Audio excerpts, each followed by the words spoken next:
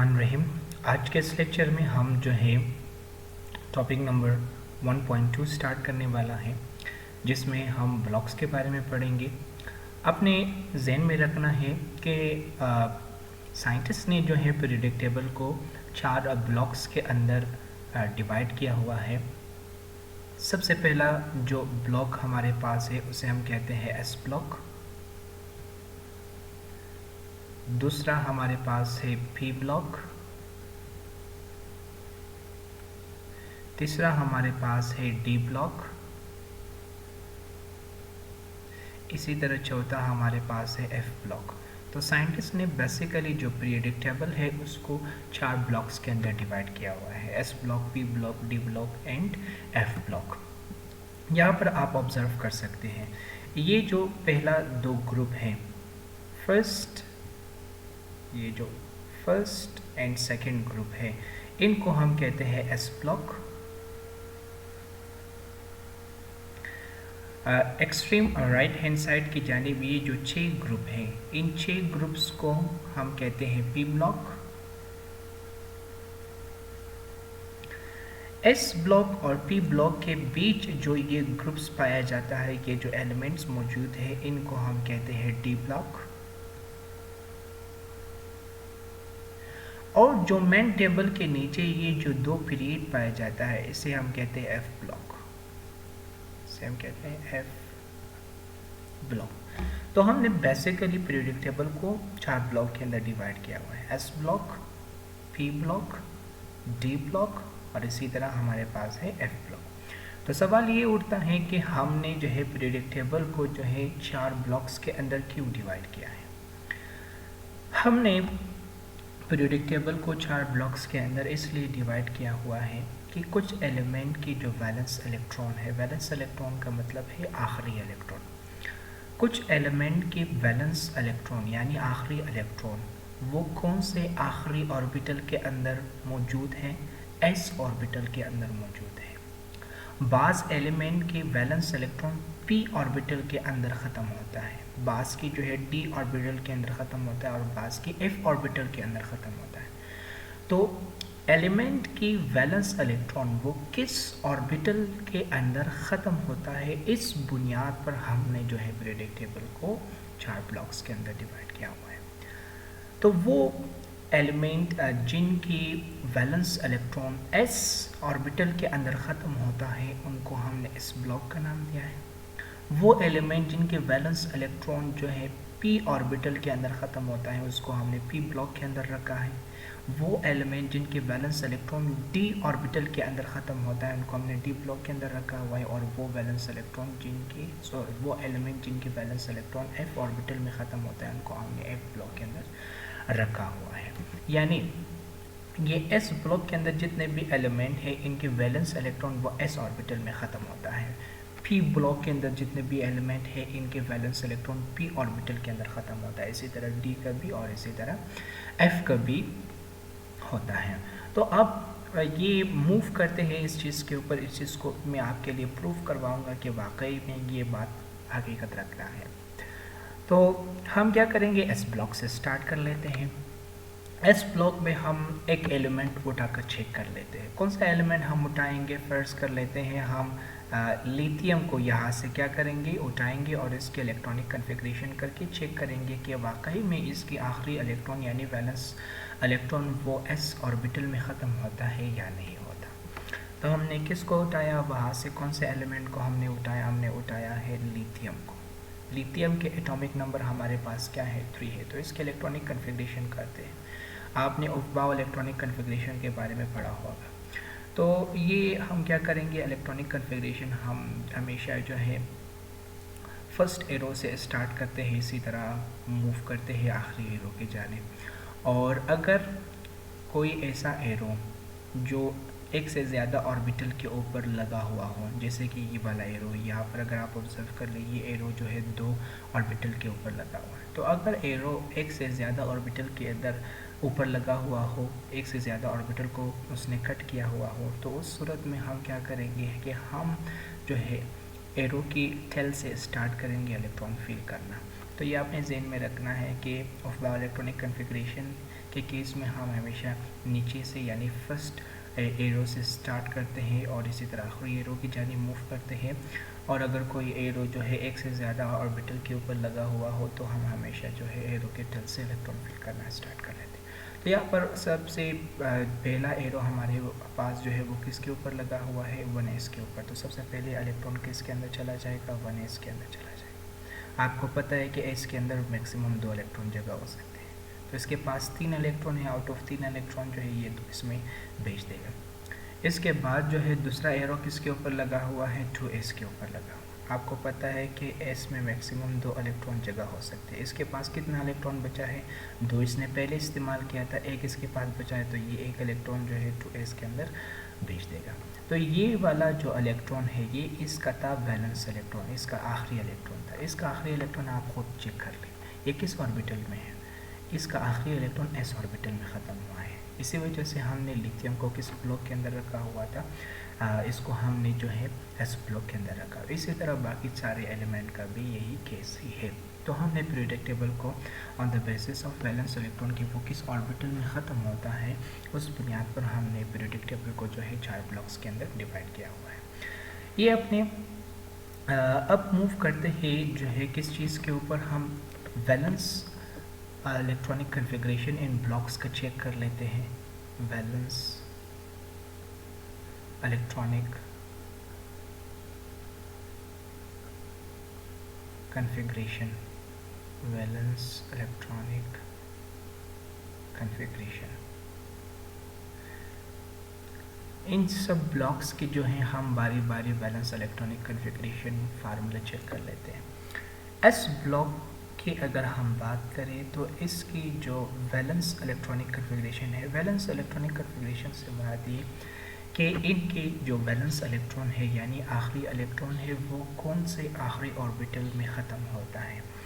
तो इनकी valence electron कौन से आखिरी ऑर्बिटल के अंदर ख़त्म होता है, इस फिनोमेना को हम क्या कहते हैं, वैलेंस इलेक्ट्रॉनिक कन्फिग्रेशन, या इस प्रोसेस को हम कहते हैं वैलेंस इलेक्ट्रॉनिक कन्फिग्रेशन। तो हम सबसे पहले एस ब्लॉक की valence electronic configuration formula check कर लेते हैं। इसकी वैलेंस इलेक्ट्रॉनिक कन्फिग्रेशन फार्मूला हमारे पास है NS1 अप टू 2, यानी इनके जो आखिरी इलेक्ट्रॉन है यानी वैलेंस इलेक्ट्रॉन वो s ऑर्बिटल के अंदर ख़त्म होगा और उस s ऑर्बिटल के अंदर या तो एक इलेक्ट्रॉन है या तो उसमें मैक्सिमम 2 इलेक्ट्रॉन जगह हो सकते हैं। तो चेक कर लेते हैं कि वाकई में s ब्लॉक की वैलेंस इलेक्ट्रॉनिक कन्फिग्रेशन का ये जो फार्मूला है आया ये सही है या नहीं है। फिर वही एग्जाम्पल किसका लेते हैं, लिथियम का ही लेते हैं क्योंकि इसके एटॉमिक नंबर कम है तो आसान है। तो उसी का हम लेंगे एग्जांपल, लिथियम का लेते हैं। लिथियम के एटॉमिक नंबर हमारे पास क्या है, 3 है। तो इसके इलेक्ट्रॉनिक कन्फिग्रेशन हम करेंगे। सबसे पहले किसके अंदर इलेक्ट्रॉन चला जाएगा, 1s के अंदर, तो ये होगा 1s2। इसके बाद किसके अंदर चला जाएगा, 2s के अंदर। इसके पास 3 इलेक्ट्रॉन थे टोटल, तो इसके 2 इलेक्ट्रॉन इसमें चला गया, सिर्फ 1 इलेक्ट्रॉन इसके पास बचा है तो वो 2s के अंदर चला जाएगा। तो इसकी आप ऑब्जर्व कर लीजिए, इसके आखिरी इलेक्ट्रॉन वैलेंस इलेक्ट्रॉन वो किस ऑर्बिटल में ख़त्म हुआ है, s ऑर्बिटल के अंदर ख़त्म हुआ है। तो ये चीज़ जो है बिल्कुल वैलेंस इलेक्ट्रॉनिक कन्फिग्रेशन फार्मूला को फॉलो कर रहा है। इसी तरह अगर हम देखें valence electronic configuration formula s block हमें ये बताता है कि इसके इलेक्ट्रॉन s ऑर्बिटल में ख़त्म होंगे और उस s ऑर्बिटल में या तो 1 इलेक्ट्रॉन होंगे या 2 इलेक्ट्रॉन। बिल्कुल इसके वैलेंस इलेक्ट्रॉन जो है s ऑर्बिटल में ही ख़त्म हुआ है और इसके s ऑर्बिटल में जो है 1 इलेक्ट्रॉन है। यानी बिल्कुल ये लिथियम यानी s ब्लॉक की ये एलिमेंट s ब्लॉक की वैलेंस इलेक्ट्रॉनिक कन्फिग्रेशन फार्मूला को बिल्कुल एग्जैक्टली फॉलो करा। एक और एग्जांपल लेते हैं। अब किसकी एग्जांपल लेंगे, अब हम एग्जांपल लेंगे सोडियम की। सोडियम की आप सबको पता है कि इलेक्ट्रॉनिक जो एटॉमिक नंबर है उसका क्या है, 11 है। तो इसके इलेक्ट्रॉनिक कन्फिग्रेशन करते हैं। सबसे पहले वो किस चीज़ के अंदर चला जाएगा, S1 के अंदर। फिर हमारे पास है 2s2, फिर इसके बाद हमारे पास क्या है, P है, तो इस चला जाएगा 2p6, 2p के बाद फिर क्या है, 3s है। तो इसके पास टोटल 11 इलेक्ट्रॉन है। इसने अपना 10 इलेक्ट्रॉन इस्तेमाल किया हुआ है, ठीक है, 2 4 10। इसके पास कितने इलेक्ट्रॉन बचा है, 1 इलेक्ट्रॉन। तो इसकी आखिरी इलेक्ट्रॉन किसके अंदर चला जाएगा, s ऑर्बिटल के अंदर चला जाएगा। इसको भी अगर आप देख लो तो ये एग्जैक्टली अपनी फार्मूला को क्या कर रहा है, अपनी फार्मूला को ही फॉलो कर रहा है। तो इसके देखिए आखिरी इलेक्ट्रॉन s ऑर्बिटल में ख़त्म हो रहा है, उसकी इसी आखिरी ऑर्बिटल में एक इलेक्ट्रॉन है। फार्मूला भी यही बता रहा है कि आखिरी ऑर्बिटल में एक या दो इलेक्ट्रॉन होना चाहिए। तो आपने ज़हन में रखना है कि s ब्लॉक एलिमेंट की जो वैलेंस इलेक्ट्रॉनिक कन्फिग्रेशन फार्मूला है वो क्या है, NS1/2। ये जो S के साथ जो N लिखा हुआ है, ये N जो है दरअसल उसकी शेल के बारे में डिस्कशन कर रहा है। तो N एक वेरिएबल टर्म उन्होंने इस्तेमाल किया है। इसका मतलब ये है कि ये S कोई भी शेल से ताल्लुक़ रख सकता है। ये फर्स्ट शेल से भी ताल्लुक़ रख सकता है, सेकंड शेल से भी, थर्ड शेल से भी ताल्लुक़ रख सकता है। लिथियम के केस में अगर हम देखें ये इस सेकंड शेल से ताल्लुक़ रखता है। अगर हम सोडियम के केस में देखें तो ये थर्ड शेल से ताल्लुक़ रखता है। तो ये एक वेरिएबल टर्म है जो इनके शेल को रिप्रेजेंट करता है। अब मूव करते हैं पी ब्लॉक के वैलेंस इलेक्ट्रॉनिक कन्फिग्रेशन को हम क्या करेंगे, चेक करेंगे। पी ब्लॉक की आप चेक कर लेते हैं।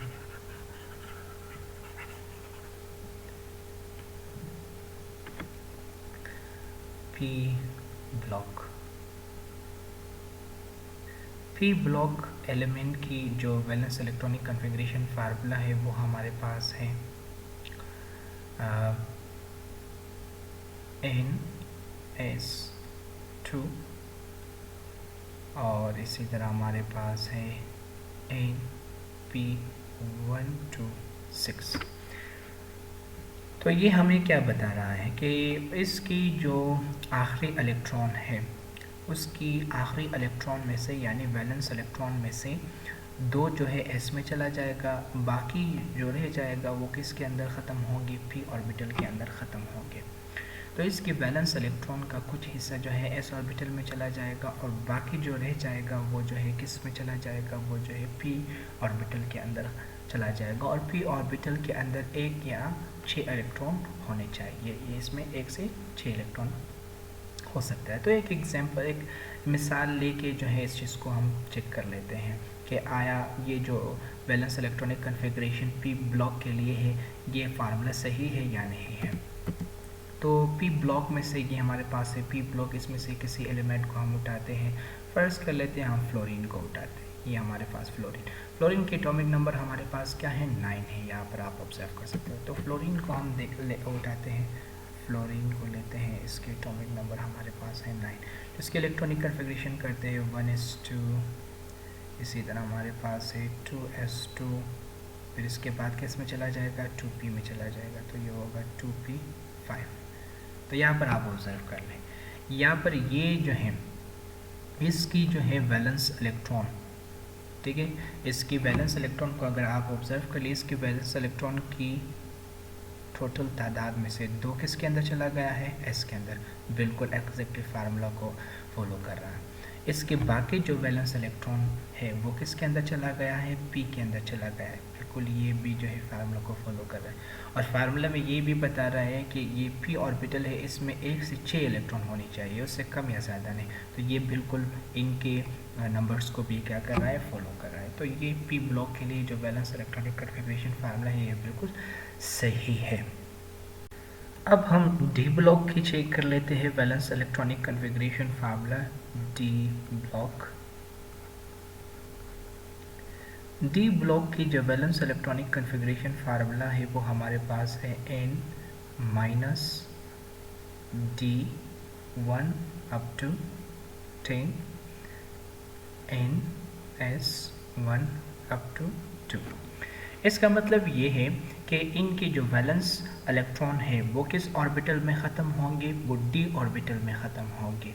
और जिस डी ऑर्बिटल में इनके वैलेंस इलेक्ट्रॉन ख़त्म होने वाला है वो डी ऑर्बिटल उस एलिमेंट की जो पीरियड नंबर है उस पीरियड नंबर से उसका नंबर एक नंबर क्या होगा, छोटा होगा। और इस डी ऑर्बिटल में 1 से लेकर 10 इलेक्ट्रॉन हो सकते हैं। इसी तरह इसके कुछ इलेक्ट्रॉन जो है एस ऑर्बिटल में भी मौजूद होंगे और इस एस ऑर्बिटल में 1 से लेकर 2 इलेक्ट्रॉन हो सकते हैं। तो एक एग्जांपल उठाकर देख लेते हैं। डी ब्लॉक से हम किसको उठाते हैं, स्कैंडियम Sc को उठाते हैं, जिसके एटॉमिक नंबर हमारे पास क्या है, जिसके एटॉमिक नंबर हमारे पास है 21। तो इसको उठाकर चेक कर लेते हैं Sc, जिसकी एटॉमिक नंबर 21 है। तो इसका इलेक्ट्रॉनिक कन्फिग्रेशन करते हैं 1s2, 2s2, 2p6, 3s2, 3s2 के बाद हमारे पास है 3p6, 3p6 के बाद हमारे पास है 4s2 और आखिर में हमारे पास क्या है 3d। तो इसको होगा 3d1। आप काउंट कर लें 2, 4, 10, 12, 18, 20, 21। तो एग्जैक्टली इलेक्ट्रॉनिक कन्फिग्रेशन इसका सही है। तो आप ऑब्जर्व कर लीजिए जो वैलेंस इलेक्ट्रॉन है यानी आखिरी इलेक्ट्रॉन है वो किस ऑर्बिटल में पाया जाता है, डी ऑर्बिटल में पाया जाता है। और इस डी ऑर्बिटल के आप नंबर देख लो, ये डी ऑर्बिटल के नंबर क्या है 3 है, ठीक है। स्कैंडियम के आप जाकर जो पीरियड नंबर है वो चेक कर लें, Sc, इसकी पीरियड नंबर क्या है 4। तो आप खुद देख सकते हो इसकी पीरियड नंबर 4 है और इसकी जो वैलेंस ऑर्बिटल है उसके नंबर क्या है 3 है। तो इसके वैलेंस ऑर्बिटल के नंबर इसके पीरियड नंबर से हमेशा एक नंबर क्या होंगे, छोटा होंगे, ठीक है। फार्मूला में भी बताया गया है कि डी ऑर्बिटल की पोजीशन या नंबर जो है पीरियड नंबर से एक नंबर क्या होगा, छोटा होगा। और उसमें 1 से लेकर 10 इलेक्ट्रॉन हो सकते हैं। तो आप देख सकते हो कि उसमें 1 इलेक्ट्रॉन है, एग्जैक्टली उसको फॉलो करा है। इसी तरह उन्होंने हमें ये बताया था कि एस ऑर्बिटल में भी इलेक्ट्रॉन होंगे और उस एस ऑर्बिटल में 1 से 2 इलेक्ट्रॉन होंगे। तो ये देख लो आपके वैलेंस ऑर्बिटल की वैलेंस इलेक्ट्रॉन की कुछ तादाद जो है एस ऑर्बिटल में भी पाया जाता है और वो भी इसकी तादाद 2 है जो बिल्कुल फार्मूला को मैच कर रहा है। तो ये था डी ब्लॉक का। अब चेक कर लेते हैं कि इसका जो है एफ ब्लॉक का चेक कर लेते हैं। एफ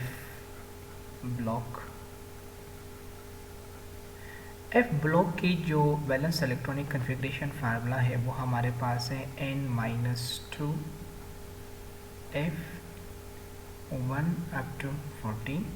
इसी तरह हमारे पास है n-1 d1 up to 0।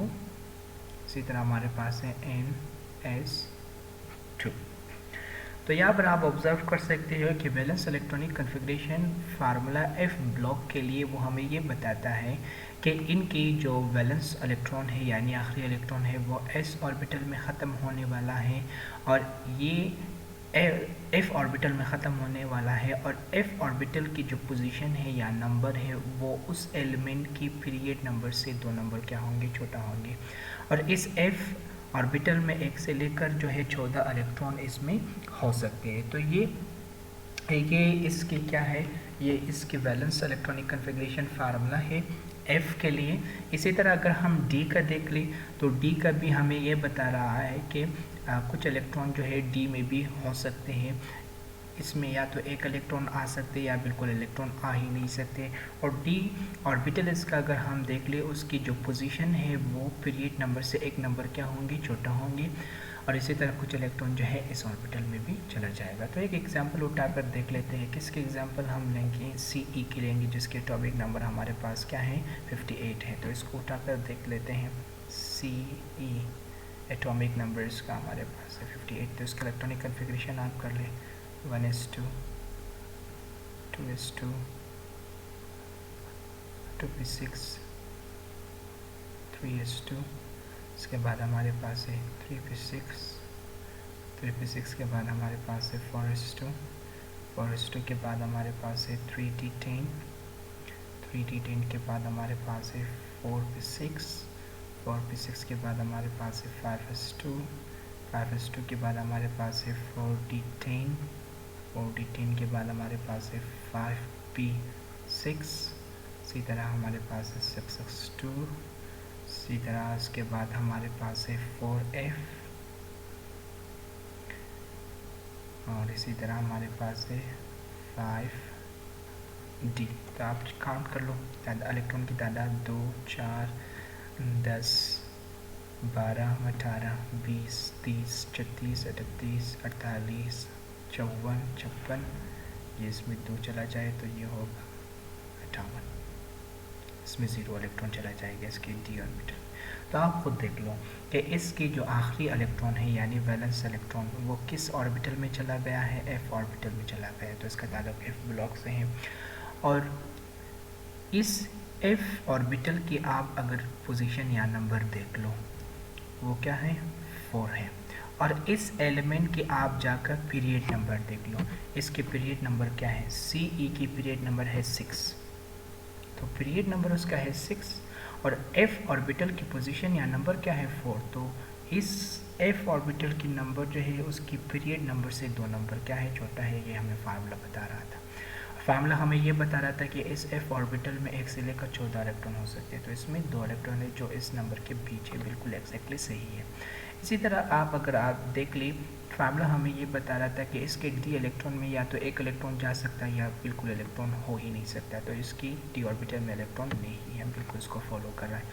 Formula हमें ये भी बता रहा था कि इसके डी ऑर्बिटल की नंबर जो है पीरियड नंबर से 1 नंबर छोटा है, तो इसकी डी ऑर्बिटल की नंबर देख लो वो क्या है, 5, इसकी पीरियड नंबर क्या है, 6, तो इसकी डी ऑर्बिटल की नंबर पीरियड नंबर से 1 नंबर क्या है, छोटा है। इसी तरह वो फार्मूला हमें ये भी बता रहा था कि इसके एस ऑर्बिटल में भी 2 इलेक्ट्रॉन होंगे, तो आप देख लो डी एफ हो गई, ये एस देख लो, इसके एस में बिल्कुल एग्जैक्टली 2 इलेक्ट्रॉन है।